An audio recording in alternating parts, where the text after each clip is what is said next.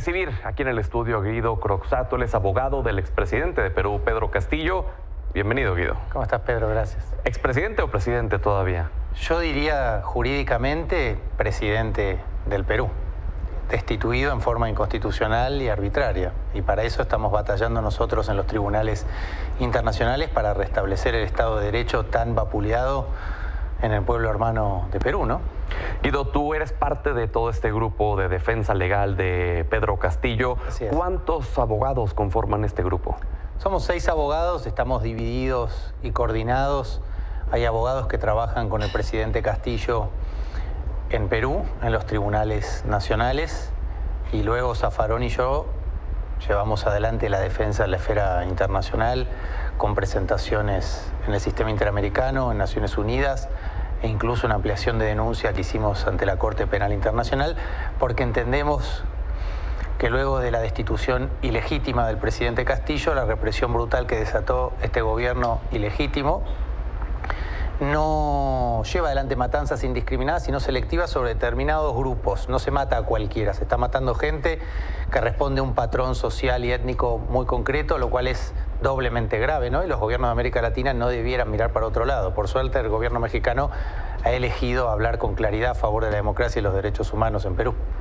Que estén apostando al plano internacional me hace pensar que el plano nacional no se ve alentador en cuanto al estatus legal de Pedro Castillo. Hoy lo decíamos en el Congreso, el caso peruano es un capítulo más de una película que los abogados y los penalistas latinoamericanos ya conocemos demasiado bien. Lo vimos con Lula en Brasil, lo vimos con Correa, que está exiliado en Bélgica, en Ecuador, lo vemos en Argentina, lo vimos con Evo Morales, luego del golpe de Estado, que terminó con su exilio en nuestro país, en la Argentina, del cual con Zaffaroni fuimos abogados. Y ahora nos toca verlo, por desgracia, con un maestro rural, el primer presidente rural en la historia del Perú, en este país, en Perú. Nosotros no tenemos una excesiva confianza porque el Poder Judicial peruano no viene haciendo bien su trabajo en este caso y en muchos otros. ¿Cuál es el estatus en cuanto al cumplimiento de los derechos procesales de Pedro Castillo? Bueno, esa es una pregunta fantástica y es la primera vez que me la hacen en la prensa masiva, vamos a decir. Esa es la pregunta fundamental. Es difícil explicarle a la ciudadanía o hacer de una cuestión técnica árida como es el derecho procesal un gran debate político. La cuestión procesal es demasiado técnica y no concita gran interés en la ciudadanía y sin embargo es muy importante el respeto del procedimiento. Del otro lado puede haber un gran criminal, no es el caso, pero si lo fuera, también es obligatorio respetar las garantías del debido proceso. En Argentina hicimos juicios de lesa humanidad contra criminales que cometieron atrocidades en la dictadura genocida, pero se les respetaron todas las garantías del debido proceso y fueron juzgados en tribunales ordinarios y tuvieron cárcel común.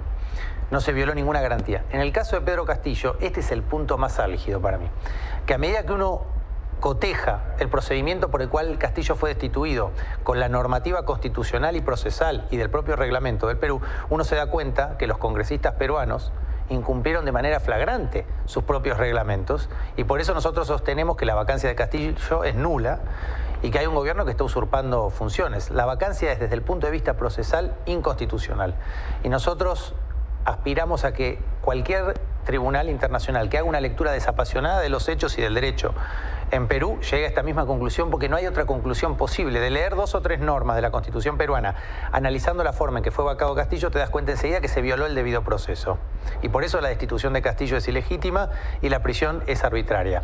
Luego tenés además las cuestiones políticas de fondo. ¿Por qué Castillo entonces está preso? Bueno, está preso seguramente porque su plataforma económica y política no era la que favorecía a otros intereses. Quería nacionalizar recursos como nacionalizó México y nacionalizó Chile. Que a los empresarios, para decirlo en pocas palabras. Sí, y ni siquiera a todos los empresarios, te diría a determinados grupos empresarios. Porque yo me imagino que la reivindicación de una economía nacional que quería llevar adelante Castillo, la no renovación de los contratos, leyes que vienen de la época de Fujimori, también podía favorecer a otros grupos empresarios, con lo cual tampoco se puede generalizar en ese sentido. Claro. Creo que también hay que tener en cuenta algo que puntillosamente señala López Obrador, que es el racismo que hay en Perú. Evidentemente a Evo Morales y al maestro Castillo, que es un maestro cholo de la sierra, se lo sigue discriminando. Evidentemente no se compartía su plataforma económica y política, pero tampoco su extracción social. Por algo las personas que fueron asesinadas no son de las grandes ciudades o de Lima o de Miraflores. Son gente del sur, de Puno, Cusco, Ayacucho, y pareciera que esas vidas valen menos que las otras, ¿no? ¿En qué terreno se van a dirimir estos derechos procesales? Me dices que no se están cumpliendo. ¿Es en el terreno político? ¿Cuál es la estrategia? Bueno, yo como abogado confío en el derecho. Es decir, yo aspiro a que las instancias judiciales, primero del propio Perú, reconozcan esto que es una obviedad, que es que se violó el debido proceso y que incluso si uno cree que Castillo debe ser vacado, incluso en ese caso, se debe hacer conforme a derecho. Hay un procedimiento establecido en la propia Constitución peruana y en el reglamento peruano. Es decir, que incluso si uno cree que a Castillo hay que destituirlo, hay que reponerlo y llevar adelante el proceso conforme a derecho, que es lo que no se hizo hasta acá. Por eso decimos que la destitución es ilegítima y que la vacancia es nula, porque el procedimiento con el cual se instrumentó es inconstitucional porque se violaron derechos, no se tenían los votos necesarios, no se notificó al presidente, no se le dio el derecho a ser oído, se violaron una serie de garantías que son muy básicas y se siguen violando, eso es lo más grave. Castillo está incomunicado con su familia exiliada en México. Hace 4 meses que no puede hablar con sus hijos. Eso es una barbaridad, un atropello que muestra la animosidad y el racismo que hay contra él y contra su familia. Y por eso la gente del sur y de la sierra sale a protestar. Porque más allá de si sabe o no de derecho, sabe que se está cometiendo una injusticia contra las familias de las víctimas y contra los pueblos originarios que están históricamente excluidos y que son los que piden una nueva constitución en Perú. Se va a tomar nuevamente las calles de Lima, se está previendo un gran paro nacional por diversas organizaciones civiles. ¿Cómo puede llegar a afectar esto el futuro de Pedro Castillo? Bueno, en primer lugar, hay que esperar que el gobierno peruano entienda que la protesta es un derecho, no un delito en una democracia. En Francia hubo contra las reformas previsionales de Macron protestas muy violentas y no hubo ni un solo muerto. En Perú, las protestas por la destitución ilegal de Castillo fueron pacíficas y sin embargo fueron reprimidas brutalmente con armas de guerra y asesinando 70 personas. Y sin embargo los gobiernos de América Latina, muchos eligen todavía mirar para otro lado, como si las vidas en Perú valieran menos que las vidas en Francia. Yo me sigo preguntando si una vida en Francia vale más que una vida en Perú. Para los que creemos que no, primero, remarcamos, hay 70 personas como mínimo que ya fueron asesinadas. Y segundo, a futuro, ¿qué puede pasar? Porque evidentemente hay gente que va a volver a salir a protestar, pese a la represión y a la criminalización de la protesta. Hay gente que sigue reivindicando su libertad y sus demandas sociales, ¿no? Una nueva constitución, la nacionalización de los recursos que hoy están extranjerizados. Yo espero que el gobierno no asesine más personas, para decirlo derechamente.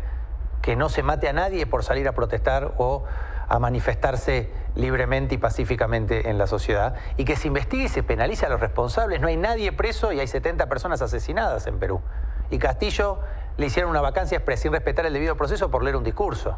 Evidentemente hay una doble vara en la justicia peruana. ¿Cómo puede ser que no haya responsable después de 70 personas asesinadas? ¿Qué pasaría en Francia? ¿Qué hubiera pasado si el gobierno de Macron mandaba un tanque a la Universidad de la Sorbona o mataba a 70 estudiantes en las calles? No hubiera durado un solo segundo. ¿Y por qué toleramos en América Latina un gobierno que asesina personas o manda tanques a la universidad o censura a Amnistía Internacional cuando va a presentar su informe? Es demasiado grave lo que sucede en Perú. Por eso yo celebro que algunos presidentes elijan no callar, como es el caso de López Obrador o de Gustavo Petro en Colombia, ¿no? ¿Y realmente ha influido el presidente López Obrador, por ejemplo, con sus pronunciamientos en este proceso? Yo creo que no lo hace para influir, lo hace porque es una cuestión de principios. Si uno defiende la democracia, la igualdad, el antirracismo, uno no puede callar sencillamente, no es una opción. Para todos los que venimos del campo de los derechos humanos, yo vengo de los derechos humanos en Argentina, aprendimos con las madres y abuelas de Plaza de Mayo que mientras los medios se callaban la boca, mientras había desapariciones forzadas y asesinatos, las únicas que dijeron lo que había que decir no era la prensa, eran las madres y abuelas de Plaza de Mayo que protestaban todos los días en la plaza pidiendo por la vida de sus hijos que fueron asesinados o la recuperación de sus nietos, muchos de los cuales todavía hoy no saben cuál es su verdadera identidad. Yo creo que el desafío está en que más presidentes tomen el ejemplo de López Obrador. Y yo creo que lentamente esto sí está sucediendo. Fíjate lo que pasó ayer en la cumbre en Brasil. Evidentemente la presidenta ilegítima de Perú no fue un ministro que también tiene una masacre sobre sus espaldas, pero el presidente argentino le negó el saludo. Y en la foto final el presidente de Uruguay, que nadie puede, digamos, atribuirle ideas de izquierda, tampoco lo tomó de la mano para la foto final. No era el presidente Petro o Lula, que tienen ideas más vinculadas al progresismo. Eran presidentes que uno diría son, digamos, Lacalle Pou es un presidente, uno diría, neoliberal, ¿no? que no apoya a gobiernos progresistas y sin embargo no lo tomó de la mano. Eso me parece un signo y eso sí tiene que ver ya, porque la influencia a veces no es directa, no es inmediata, no es todo de un día para el otro, es una construcción. Se está construyendo un consenso acerca de que lo que pasó en Perú es grave. Y yo puntualizaría, como acabo de decir en otra entrevista, que a mí me llama la atención el silencio de la Cancillería chilena.